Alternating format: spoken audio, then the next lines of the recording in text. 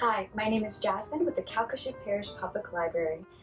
Today's Louisiana Teen Reader's Choice nominees are The Lying Woods by Ashley Elston and The Poet X by Elizabeth Acevedo. In both books, the characters are trying to speak and live in their truth.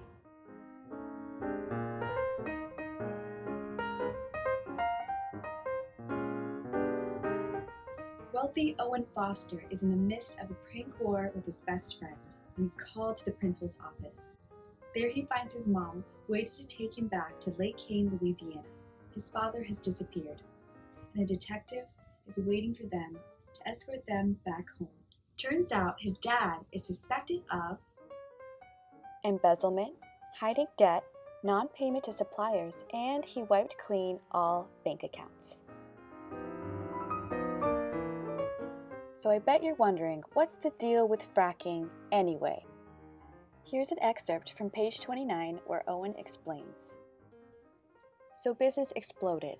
While a typical well needed about 5 frac tanks, a deep well needed around 50. To help get the most out of a well, you have to frack it. That means you pump water, sand, and other fluids and chemicals down the drill hole to open or fracture the earth. Then hold the fracture open for drilling. There's a lot of controversy around this process because water sources local people use can become polluted if there's a leak. LA Frac is the single largest employer in Lake Kane. Many of the townspeople lost their stocks and retirement money, all due to his greed. Owen comes back to a town that hates him. He joins his mother in getting verbally and physically threatened. But he does have his saving graces, his childhood friend Pippa, and a new job at a pecan orchard thanks to owner Gus.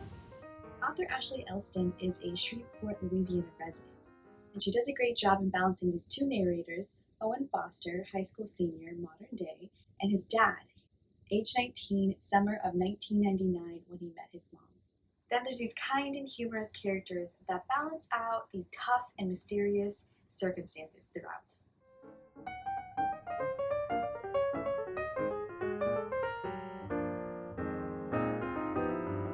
My mouth will not write you a white flag. It will never be a Bible verse. My mouth cannot be shaped into the apology you say both you and God deserve. And you want to make it seem like it's my mouth's entire fault because it was hungry and silent. But what about your mouth? How your lips are staples that pierce me quick and hard. And the words I never say are better left on my tongue since they only would have slammed against the closed door of your back. Your silence furnishes a dark house, but even at the risk of burning, the mouth always seeks the light.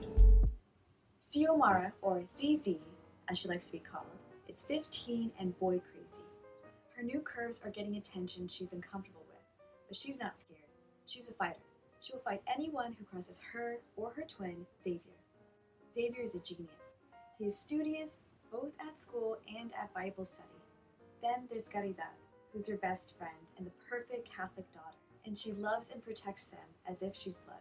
Her mother is a strict Dominican immigrant and devout Catholic, and their dad is physically there, glued to his TV and never contradicting his wife. This year of school is a mix of new feelings and rebellions. Her and twin each have a secret crush of their own that they're hiding from the mother. Xiomara, instead of going to her confirmation classes to be confirmed in the Catholic Church, she's instead going to poetry club on Wednesdays, encouraged by her English teacher. There she blooms in her love of slam poetry. Author of With the Fire on High, Acevedo is an experienced slam poetress and has been an English teacher for years. Her students were the ones who inspired her to write this novel. She does an amazing job capturing the emotional experience of what it means to be an African Latinx with a strict upbringing. This book is, of course, mostly done in poetry verse, but it's also journal entries and English assignments interwoven with it. It'll leave you wanting to write an original poem of your own. To vote, go to state.lib.la.us and click on Literacy and Reading in the red bar. When you see the box on the right-hand corner, click on LA Young Reader and Teen Choice. From there, you can scroll and see lists of details for this year. When you get to How to Vote, look under 9th through 12th grade and click on the link under Student Voting Link.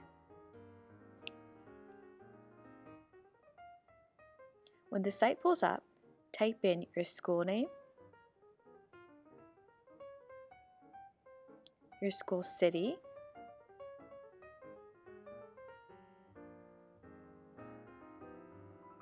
your first name, and then the grade you are in right after that.